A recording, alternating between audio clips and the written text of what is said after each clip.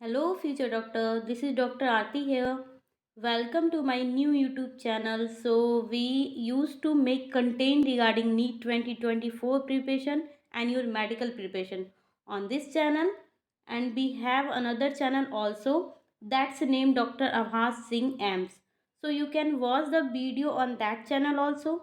So, as you are knowing that our class 11th MCQ series are going on, so today we are covering the chapter number 8, the cell unit of life, in which we are going to discuss around 15 top most repeated MCQs.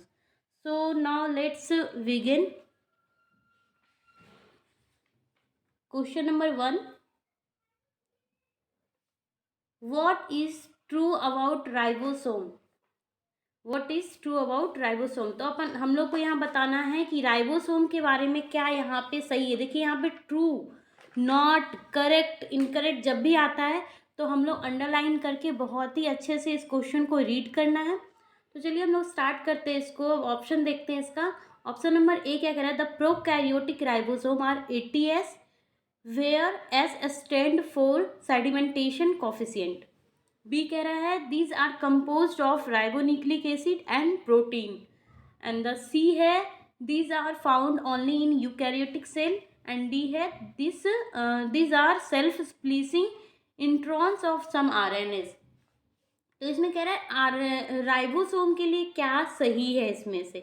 तो ribosome के लिए अपना जो prokaryotic ribosome होते हैं वो ATS नहीं होते हैं. वो कितने होते हैं?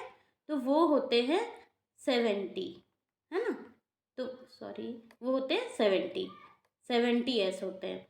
तो अपना आ जाएगा ये अपना बी क्या है? These are composed of ribonucleic acid. बिल्कुल सही है. RNA से बना होता है एंड प्रोटीन से बना होता है. तो ये अपना जो है एकदम ट्रू है अबाउट राइबोसोम. नेक्स्ट क्वेश्चन पे आते हैं हम लोग.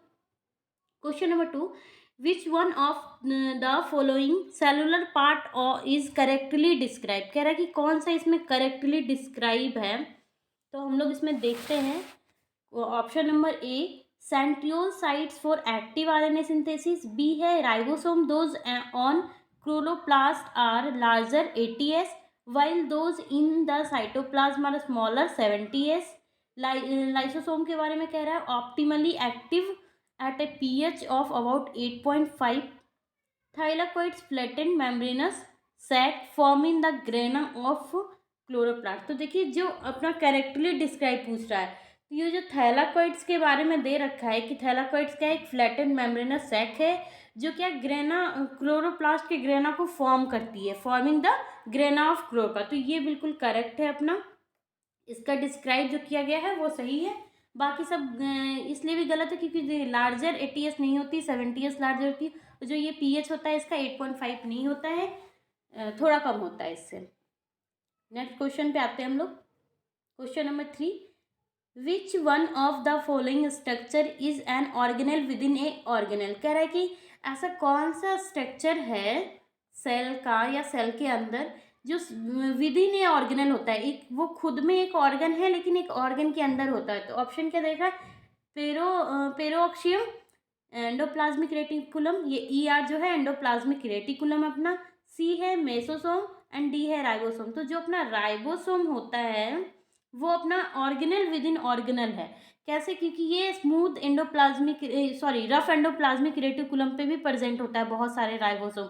राइबोसोम प्रेजेंट होने की वजह से ही उसको हम लोग रफ एंडोप्लाज्मिक रेटिकुलम बोलते हैं. स्मूथ एंडोप्लाज्मिक और रफ में यही डिफरेंट होता है कि स्मूथ वाले पे राइबोसोम एब्सेंट होंगे और रफ एंडोप्लाज्मिक पे राइबोसोम प्रेजेंट होंगे. हाँ, तो चलते हैं हम लोग नेक्स्ट क्वेश्चन के पास. Question number 4. A major site for synthesis of lipid is. कह रहा है कि मेजर सिंथेसिस साइट कौन सा है लिपिड का.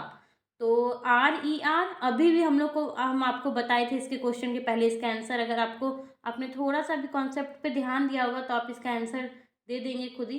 RER rough endoplasmic reticulum. B में है अपना SER smooth endoplasmic reticulum. C है सिम्प्लास्ट एंड डी है न्यूक्लियोप्लाज्म. तो अपना ये लिपिड का बोल रहा है. लिपिड का स्मूथ एंडोप्लाज्मिक रेटिकुलम होगा क्योंकि यहाँ पे राइबोसोम प्रेजेंट नहीं होता है. तो यहाँ पे क्या होता है? लिपिड का सिंथेसिस होता है। अगर राइबोसोम प्रेजेंट होगा जैसे रफ एंडोप्लाज्मिक रेटिकुलम, तो वहाँ पे किसका सिंथेसाइज होगा, प्रोटीन का होगा। जहाँ पे भी राइबोसोम एब्सेंट है वहाँ पे लिपिड का हो रहा है, और जहाँ राइबोसोम प्रेजेंट है वहाँ पे प्रोटीन का हो रहा है सिंथेसाइज। चलिए नेक्स्ट क्वेश्चन पे आते हैं हम लोग। Question number 5, the Golgi complex plays a major role. कह रहा है जो गोल्गी कॉम्प्लेक्स है, कोई कोई लोग इसको गोल्जी कॉम्प्लेक्स भी बोलते हैं, तो वो देख लीजिएगा आप। तो वो उसका एक मेजर रोल यहाँ पे ऑप्शन में दे रखा है, हमें चूज करना है यहाँ से। In trapping the light and transforming it into chemical energy. कह रहा है कि ये लाइट को ट्रैप करके फिर उसको ट्रांसफर करता है केमिकल एनर्जी में। दूसरा कह रहा है in digesting protein and carbohydrate as energy transferring organelles in post translation modification of protein and glycosidation of lipid. तो देखिए इसमें ये क्या करता है, एक तरह का पोस्ट ट्रांसलेशन की तरह भी काम करता है, प्लस में ये मॉडिफाइड करता है प्रोटीन को, और ग्लाइकोसाइडेशन करता है लिपिड का ग्लाइकोसन। तो गोल्गी कॉम्प्लेक्स किसके लिए काम है, एक तो इसका पोस्ट ट्रांसलेशन करता है, मॉडिफाई करता है प्रोटीन को, ग्लाइकोसाइडेशन करता है लिपिड का। तो अपना डी जो है गोल्गी कॉम्प्लेक्स का एक मेजर रोल प्ले कर रहा है। डी जो है ये सारे जितने भी चीज़ें ये कौन कर रहा है, गोल्गी कॉम्प्लेक्स कर रहा है, इसका फंक्शन है ये। क्वेश्चन नंबर 6 पे आते हैं हम लोग। क्वेश्चन नंबर 6 है which structures perform the function of mitochondria in bacteria. कह रहा है कि बैक्टीरिया में माइटोकॉन्ड्रिया की तरफ फंक्शन कौन सा स्ट्रक्चर करता है। तो ऑप्शन देखेंगे nucleoid, ribosome, cell wall and mesosome. तो भाई इसमें जो आंसर आएगा वो क्या आएगा, डी आएगा, मेसोसोम आएगा। क्यों आएगा, क्योंकि ये एरोबिक रिस्पिरेशन में हेल्प करता है बैक्टीरिया को, और एरोबिक रिस्पिरेशन मतलब एनर्जी, तो हमें भी माइटोकॉन्ड्रिया क्या देती है, एनर्जी देती है, एटीपी से फॉर्म होता है। तो बैक्टीरिया में भी क्या हो रहा है, रिस्पिरेशन, एरोबिक रिस्पिरेशन में मेसोसोम हेल्प कर रही है, जो कि एक उसकी प्लाज्मा मेम्ब्रेन की फोल्डिंग स्ट्रक्चर होती है। बैक्टीरिया का आप स्ट्रक्चर पढ़ेंगे तो एक उसकी जो प्लाज्मा मेम्ब्रेन होती है उसका फोल्डिंग वाला स्ट्रक्चर मेसोसोम कहलाता है, जहाँ से वो एरोबिक रिस्पिरेशन कर पाता है। नेक्स्ट क्वेश्चन पे आते हैं हम लोग। Question number 7, the solid linear cytoskeletal elements having a diameter of 6 nm। इसका डायमीटर कितना है, साइटोस्केलेटल का 6 nm है, and made up of a single type of monomer, और वो सिंगल टाइप ऑफ मोनोमर से बना हुआ है। तो वो क्या होगा, उसको हम लोग क्या बोलेंगे भाई। ये एकदम फुल्ली वो डेफिनेशन डिफाइन किया हुआ है यहाँ पे एनसीईआरटी में, एकदम क्लियरली पूरा इसी वर्ड में लिखा हुआ है। देखते हैं option, microtubules, microfilaments, intermediate filament and lamins. तो भाई जो एक सिंगल मोनोमर से बना होगा और जिसका डायमीटर 6 nm होगा उसको हम लोग क्या बोलेंगे, माइक्रोफिलामेंट्स बोलेंगे। ठीक है, माइक्रोफिलामेंट्स बोलेंगे। तो ऑप्शन नंबर बी अपना करेक्ट है। चलते हैं क्वेश्चन नंबर 8 की तरफ।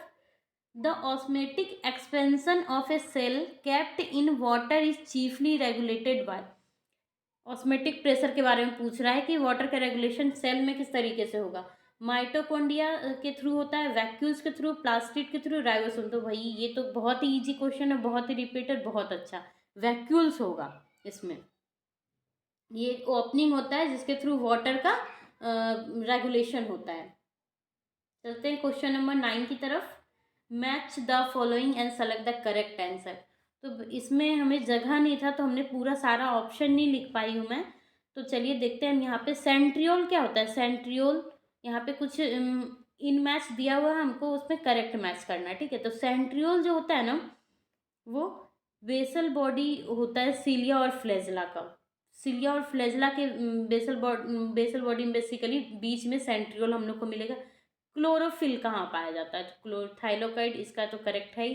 क्रिस्टाई होता है in folding in mitochondria. Mitochondria के बीच में जो स्ट्रक्चर बना होता है वहाँ पे क्रिस्टाई प्रेजेंट होता है, जहाँ पे ईटीएस प्रोसेस भी होता है, इलेक्ट्रॉन ट्रांसपोर्ट सिस्टम भी वहाँ पे होते हैं।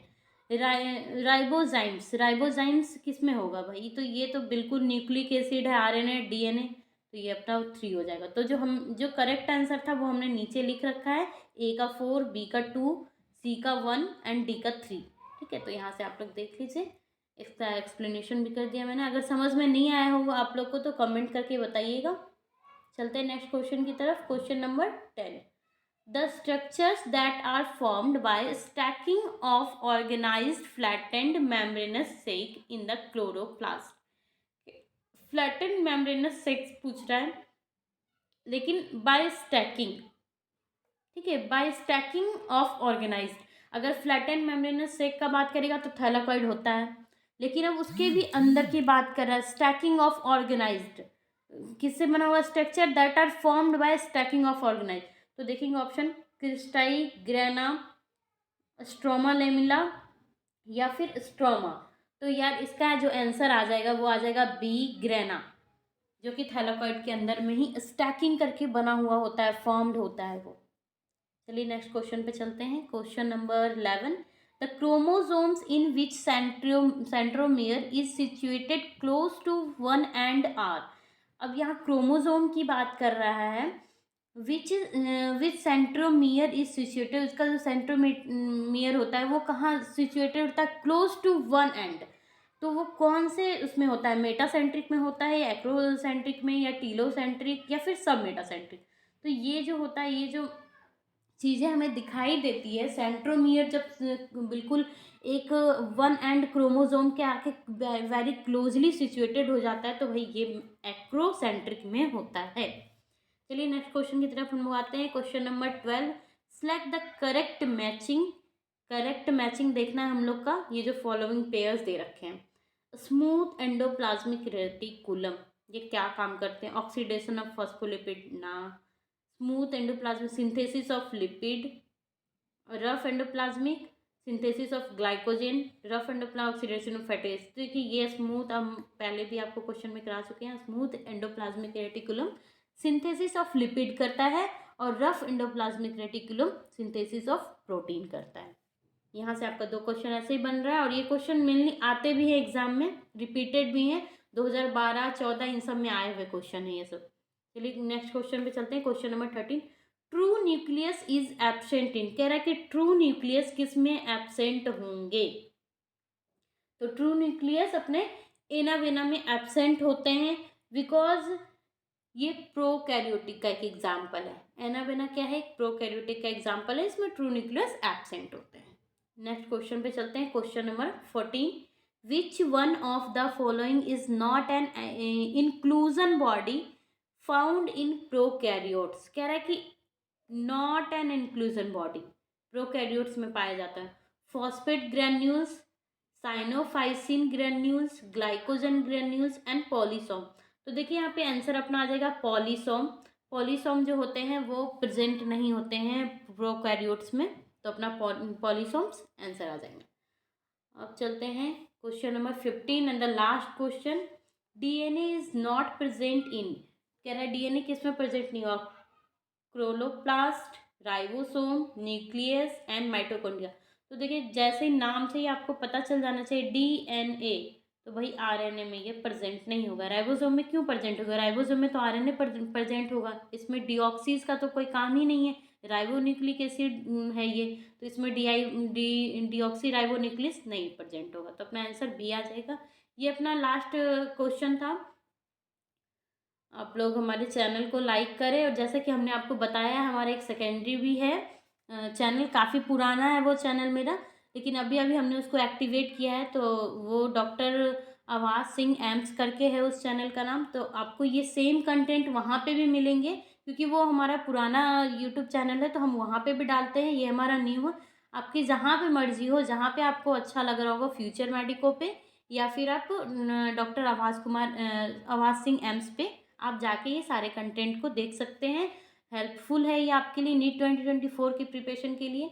कमेंट कीजिए जहाँ पे भी आपको ऐसा लग रहा है कि दिक्कत आ रही है, तो आप वहाँ पे हमें कमेंट कीजिए एंड सब्सक्राइब कीजिए। अगर थोड़ा सा भी ये 1% भी आपके लिए हेल्पफुल है तो प्लीज़ सब्सक्राइब कीजिए मेरे चैनल को। Thank you for the watching my video. मिलते हैं नेक्स्ट क्लास में।